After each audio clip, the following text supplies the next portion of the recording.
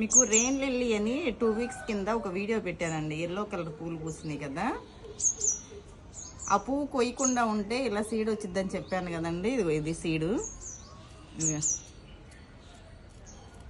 ఎన్ని వస్తాయో చూడండి.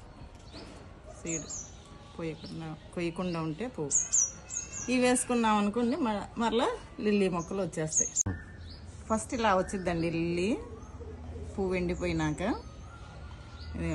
ఎండేటప్పుడు కొంచెం ఇలా శాంతం గింజ రెడీ అయినాక ఇలా ఓపెన్ అయిపోతుంది. ఇంక ఇవన్నీ తీసేస్తానండి, మనకి చాలా ఎందుకు ఇవన్నీ తీసేస్తున్నాను. అవి పడి మొలుస్తానే ఉంటాయి, నాకు ఇట్లా పడేసేస్తాను విత్తనాలు. ఇవన్నీ తీసేస్తే మరలా లిల్లీ పూలు వస్తాయి. మీకు ఏదైనా ఒకటి చూపిస్తూ దాని కంటిన్యూషన్ కూడా చూపిస్తున్నాను కదా, మీరు కూడా అట్లా చూసి పెంచుకోండి. ఇప్పుడు ఈ విత్తనాలు అనుకోండి వేసామంటే చాలా లిల్లీ మొక్కలు వచ్చేస్తాయి.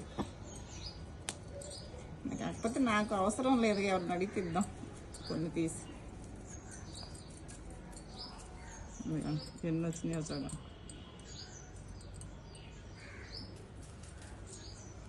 మొత్తం ఇలా పువ్వు వచ్చిన లిల్లీ అలా తీసేస్తున్నాను. చాలా ఈజీగా వచ్చేస్తుందండి. అయిపోయింది. చక్కగా మళ్ళీ చినుకులు పడగానే పువ్వులు వచ్చేస్తాయి. అంతేనండి.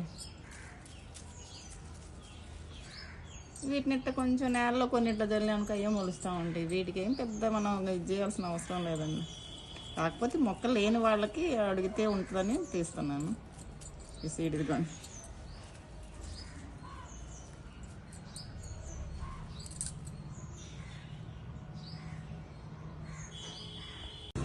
సీడ్ తీసేసి నాకు కూడా చూడండి పువ్వులల్లో ఎంత బాగున్నాయో.